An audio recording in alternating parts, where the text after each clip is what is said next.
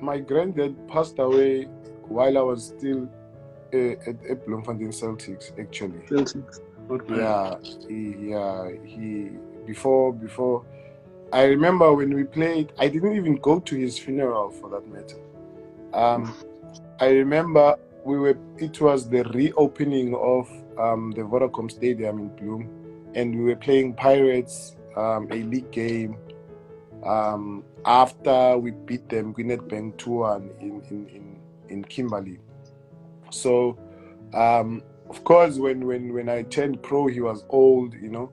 And I remember when I went back in the off season, and I drove down, and he was sick, and I took him to a doctor, you know.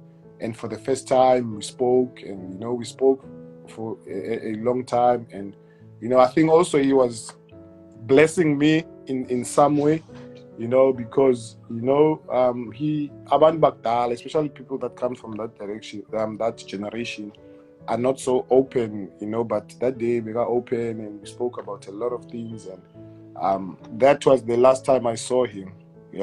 So I took him to the doctor. We came back home. I bought him food. I bought him easy that he needed. We spent time together, and then I had to go back to Bloem.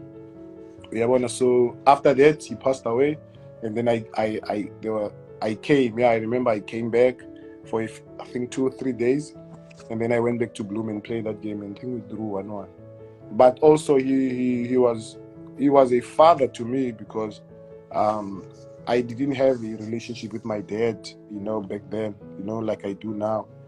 So him and my grandmother were like our parents. Nabantu that abaskulisile, and so it's someone that also I got to understand what kind of a person that he was, because also when I went back to Eastern Cape to go back home where he comes from, and you hear stories about him and how hard he worked and all of this to build a family as well.